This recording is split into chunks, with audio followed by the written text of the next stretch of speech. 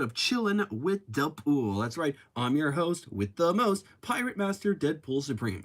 Now, as you probably understand in the episode's description, I had to cut yesterday's episode short due to personal time constraints. But luckily, I'm here to make sure to bring this happy story of Spider-Boy, aka Bailey Briggs, to a fun temporary close. Think of this like a mid-season finale, so to speak, because the new episode and or short featuring Bailey Briggs won't be out for quite some time.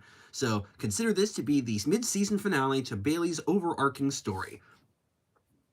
Now, as we left off, as you can see here, Bailey Briggs has led quite a life for himself upon his supposed quote-unquote return and/or debut to the main overarching Marvel universe. And in this run, he's actually quite a few friends: Captain America, Thor, Squirrel Girl, Toy Soldier, Miles Morales, even the main Spider-Man, which actually manages to get him in perfect character when Spider-Man acts. I think to me, Spider-Man worked best as a supporting character to other stories. In fact, I'd much rather have Spider-Man be featured in a story for a few seconds where he is in character than having being featured in some of the other stories where he isn't in character, if that makes sense at all. But anyway. Today we bring the story of Bailey to a close. Think of this as like a part 3 and a mid-season finale all at once. So let's begin, shall we?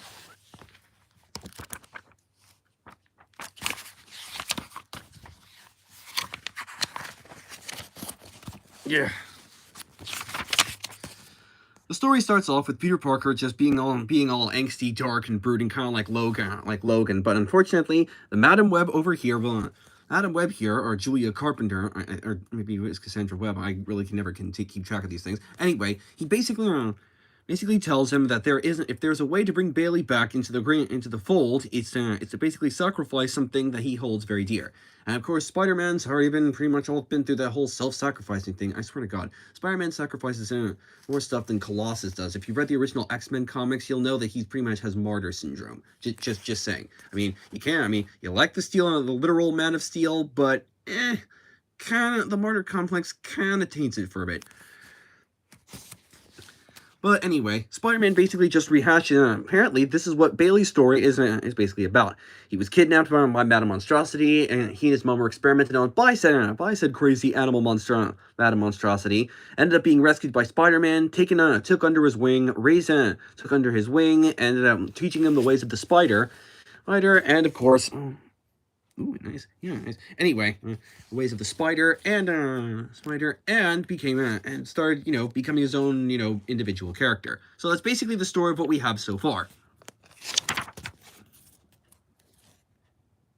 He said, because there is a way for Bailey Briggs to be with us again, but it always comes at a cost.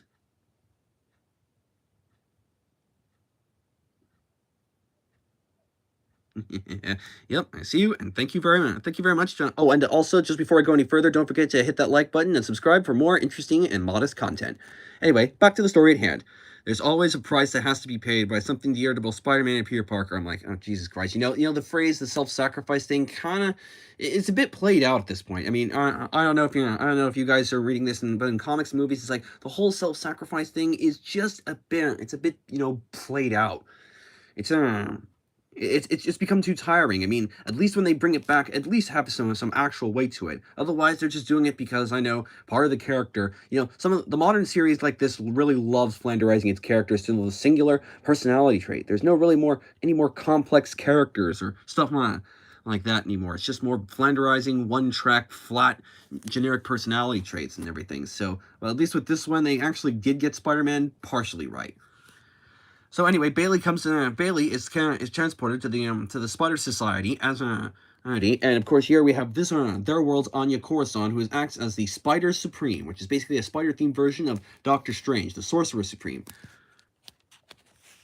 Bailey desperately wants to get back into everyone's good graces and for everyone to reclaim their memories of him as well as his mother, especially his mother. And here, now, if you really want to see it, if kid really wants to see the bigger picture, this is literally the embodiment of the bigger picture. I kind of love this issue, because, surprise, it's actually... Oh, Karen Soto says hi too. Anyway, this is literally for kids saying, oh, you need to get up and see the bigger picture. This is literally it. So, surprise, This is actually a Spider-Verse story, but Bailey being the central catalyst that kicks it off. What I like about this issue is that What I like most about this issue is that because it incorporates all the references to all the Spider people throughout the years. You have the new Spinstress, which is basically a Spider-Man version of a Disney princess, Mayday Parker from the MC2 reality, the Japanese Spider-Man with a Megamoto, who, fun fact, actually kickstarted inspired the Power Rangers. That's right, a Marvel hero. Yep, that's right, Spider-Man and Marvel actually inspired the Power Rangers. What do you know? Then you have Miguel O'Hara from Earth 2099A. Then you have Jessica Drew, aka the Ultimate Jessica Drew from the Marvel's Ultimate Universe A. Then you've got, believe it or not, Headline from J. Jonah Jameson. Yeah, believe it or not, it's ironic that he actually became the very thing that he originally hates in this universe. How funny is that? Then you have the dinosaur, Spider-Man the Dinosaur, or Dino Man, or whatever you want to call him. And you have Venom. Then you have parts of the Venomverse, which is, it kind of shares it a little bit with it, but I kind of consider the Venomverse its own thing, but it does neighbor the Spider-Verse significantly. Then you have MCU. Then you have Peter Parker, the Spider Family from Renew Your Vows, including Spiderling. I have no idea who this girl is, so if you guys know, please sound off in the comments below. Then you have the 1967 Spider-Man from the 1967 TV cartoon. The Spider-Ham and Wild Boar, aka just Spider-Man and Venom. Spider-Gwen, the Mutant Spider-Girl from Earth X or Mutant X, or something related with an X. Earth 94A. Well, that's okay. I didn't expect to know. I'm just saying, I don't expect anybody to know. But for one who does know, just sound off in the comments. And of course, you have Earth 94A with Ben Reilly that actually managed to treat him right. Then you have the Spider-Man from from a world where Peter Parker actually joined the Weapon X program, just like Wolverine. Then of course you got this one, which is actually the very first Spider-Verse from the Earth 92131, aka the 1994 Spider-Man TV cartoon. Also, you got the Spider Buggy, which I think actually Spider Car, which I think actually looks pretty good. Spider-Man, the Man Spider. Yeah, basically it's basically like a cash grab, but at least they managed to do this kind of multiverse thing just so right. Oh, and then guess what? Apparently, they have this supposedly Spider Duck, and apparently from a world that he did not create. He called him the Webfoot Wonder. But, as you'll come to find out, Spider-Boy points out, it's actually Howard the Duck wearing a spider suit trying to mooch off the Spider-Verse for free food. He gets booted back into his reality, and look, he even recreates the whole throwing away the Spider-Man suit in the trash can scene. He's like, oh well, worth a shot. Yep, that's Howard for you. Yeah, so basically how it worked is that it did work. The totem magic that he revived all the spiders that were cut from the Great Web of Life and Destiny from the end of the Spider-Verse, kind of milquetoast, if you believe it or not. But the concept was still pretty great and everything.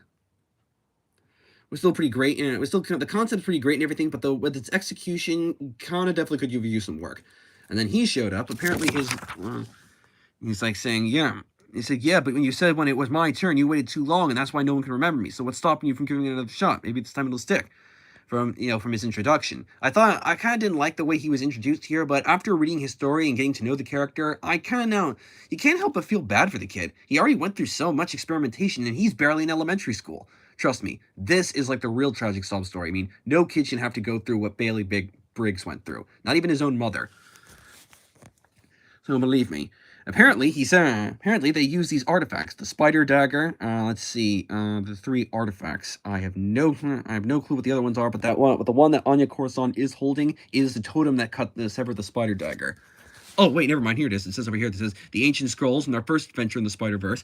The Weaver's talisman, which is basically the giant stone spider thing. And it says that the clues said the inscriptions that a child would know. So Bailey technically qualifies, so is solid thing, then thin thing, then sharp thing. And guess what? As it turns out, being as though this is a kid, it actually turns out to be just a complicated game of rock, paper, scissors. Yes,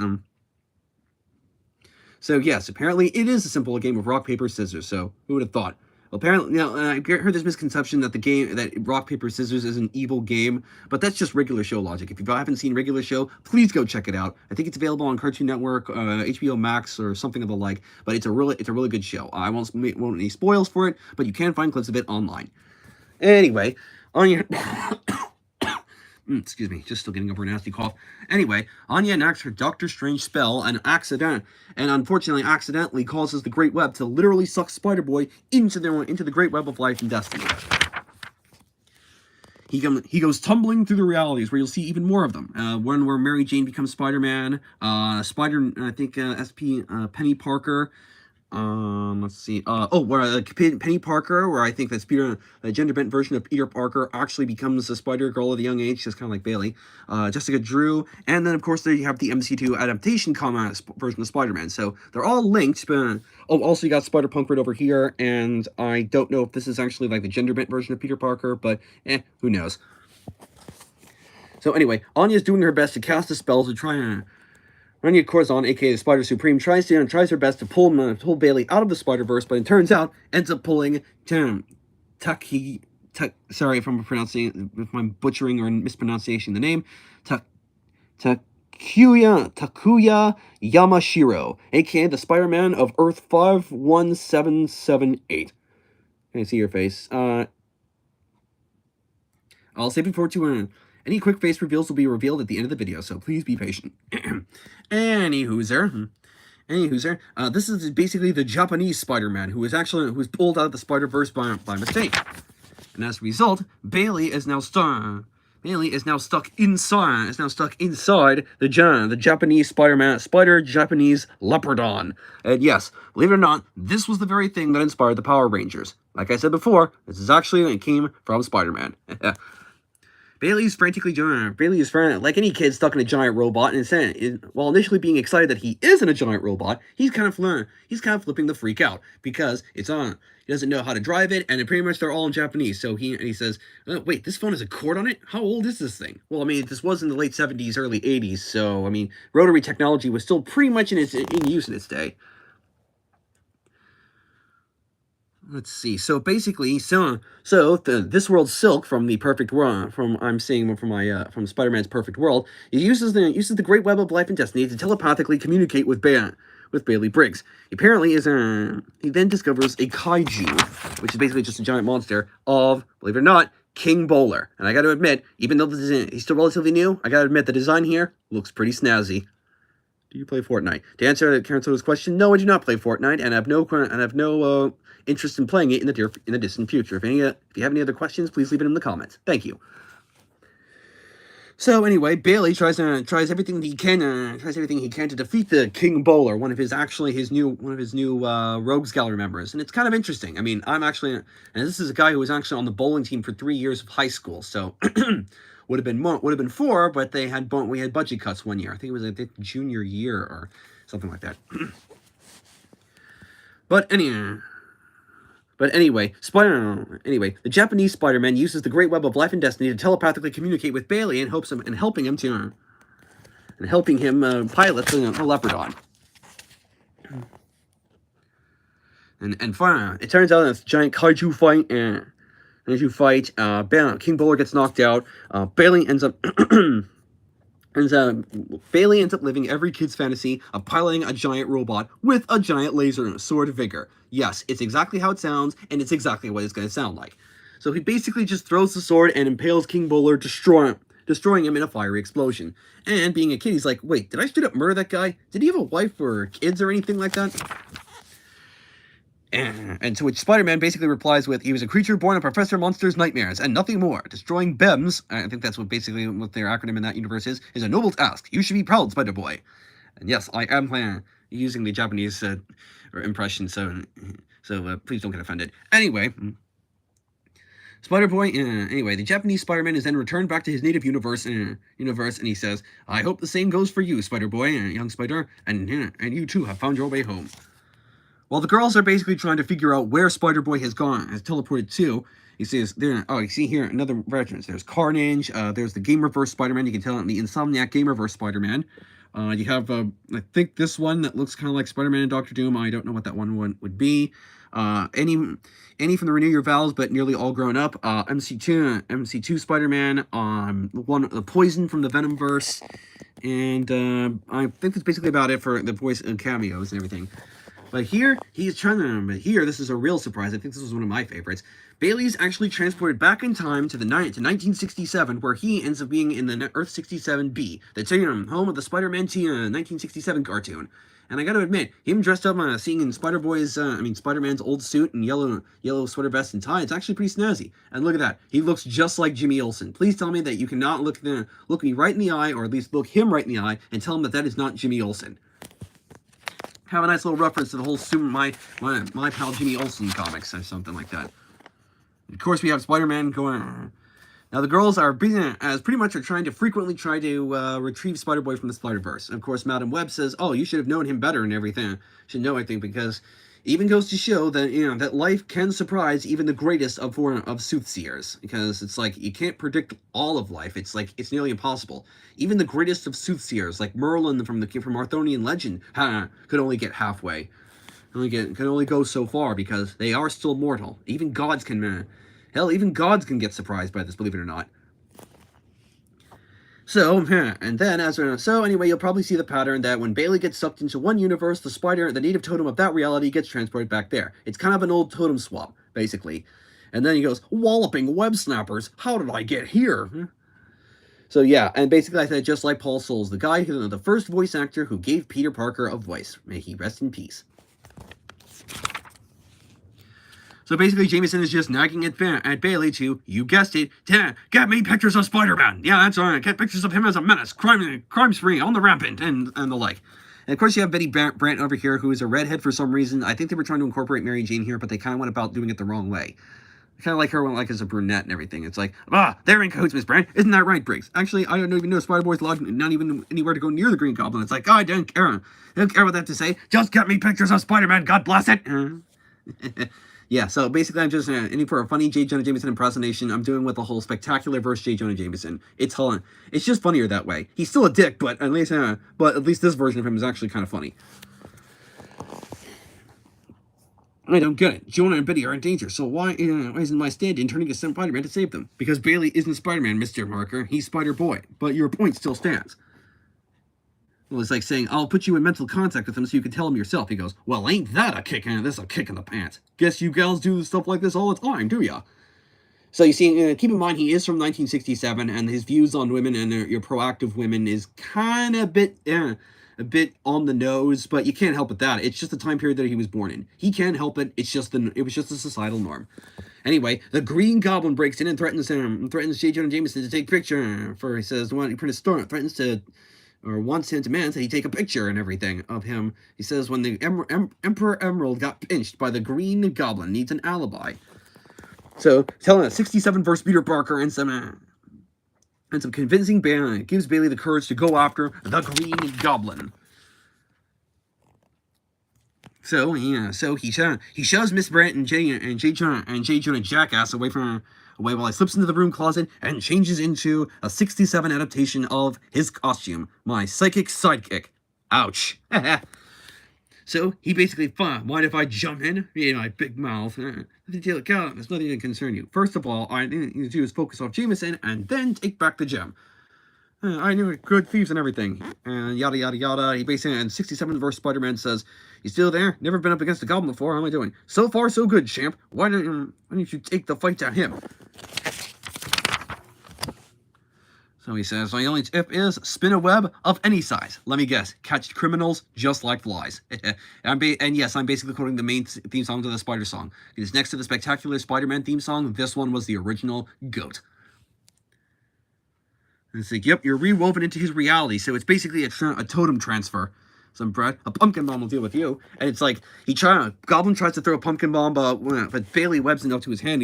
And then Goblin's like, how did you know I was going to do that? He goes, how couldn't I? Everybody on this earth yells out exactly what they're going to do. Which apparently this is kind of what made this version of the Spider, Earth 67 stand out a little bit, because everybody was always shouting out what they were going to do. It's like, this was back in the 60s when they were still learning the art of the storytelling. It's like, it's show, just don't tell. It works with with bad guys and heroes too. Anyway, if anybody acknowledged this, if everyone acknowledged this kind of this awareness, then the fights would have been a lot faster and deadlier and probably a lot easier.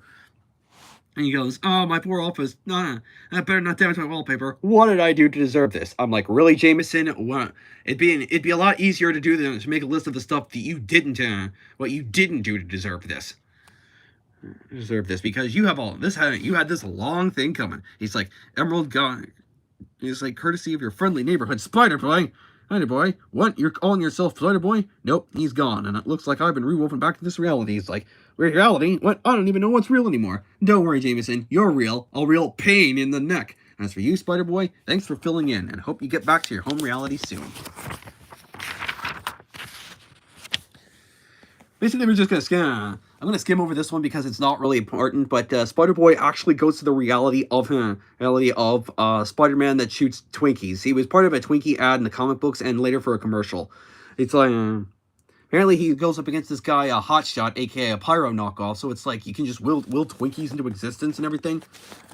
But yeah, anyway, Spider Supreme tries to pull Bailey out, but instead ends up pulling Bailey through the other totems in a very excruciatingly painful way, which unfortunately, like Spider-Man, is just basically kind of par for the course, I guess.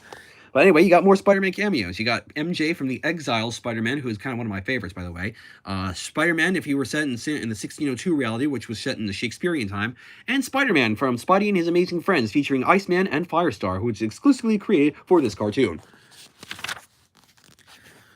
Bailey ends up then landing in another reality, but not just any reality, Earth 982, aka MC2, home of Mayday Parker and her adorable little brother, Benji. Spider-Man and this home of this world Spider-Man, where he's all grown up with Mary Jane and have kids. So basically, Bailey doesn't want to do this anymore. He feels like he's reaching his breaking point. He just wants to go back to living a normal life, which for everyone, I speak for everyone, when everyone goes through this kind of craziness, they all want a chance at normality, or at least some semblance of it.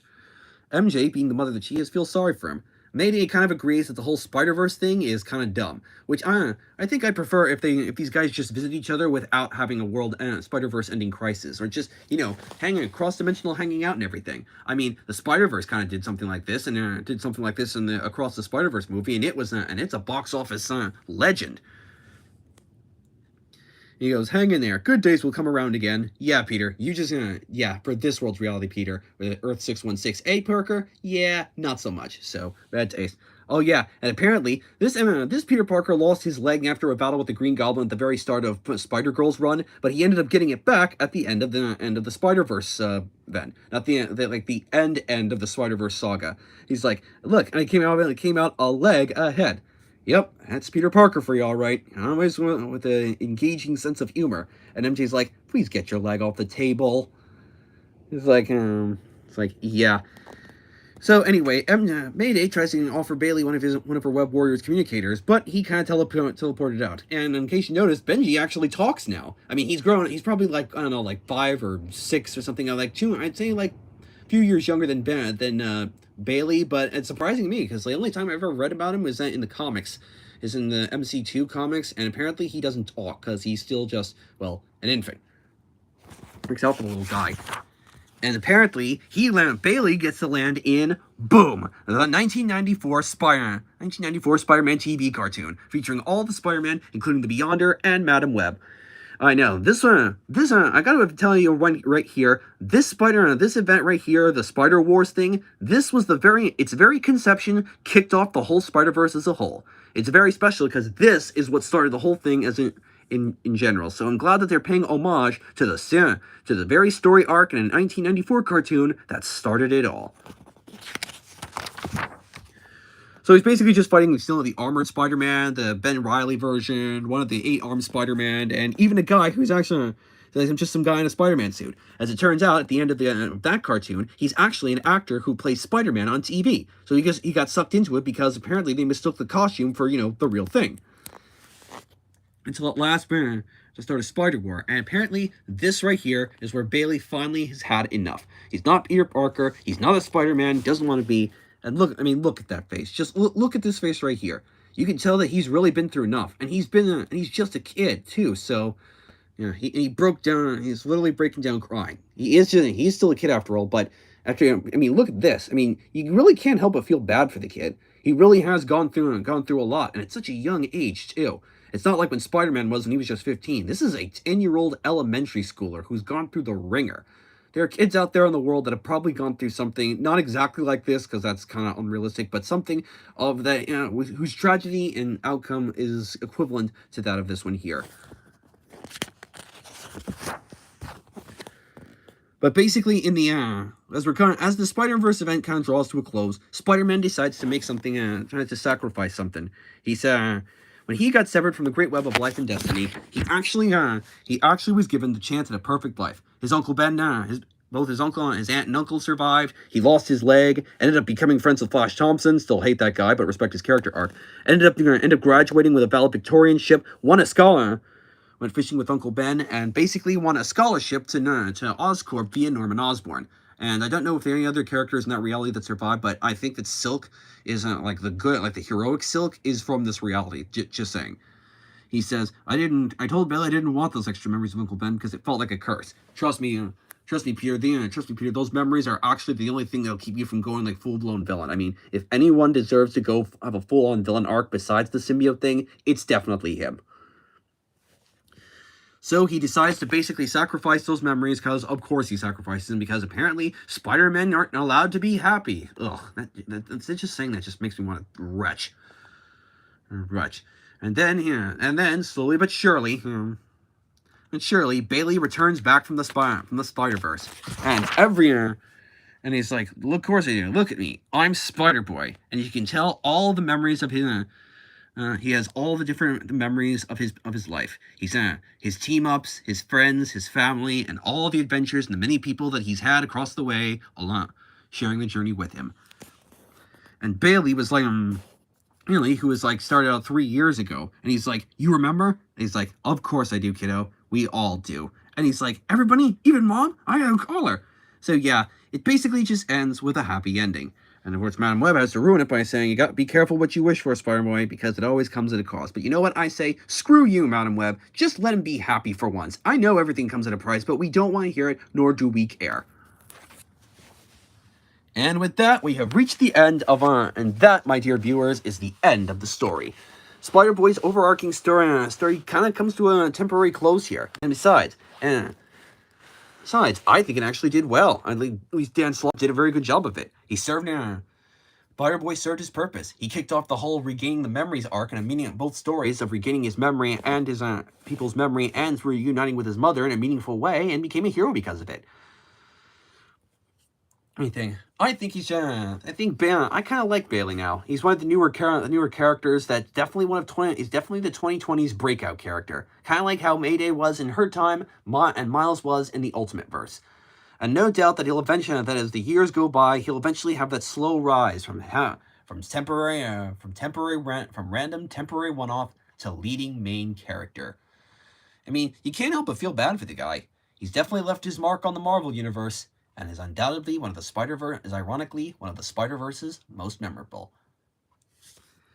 And we have reached the end of the episode. So thank you again for joining us here on Chillin With Da Pool to bring the story of Spider-Boy to a close. Like I said, the next issue of him won't be coming out for a while, or at least not for a while. But hey, in the meantime, there is going to be a new issue of Spider-Boy coming out this Christmas, and hopefully the new year, that's featuring a character long awaited to make a crossover with Spider-Boy. Who is it? Well, you'll just have to wait and see.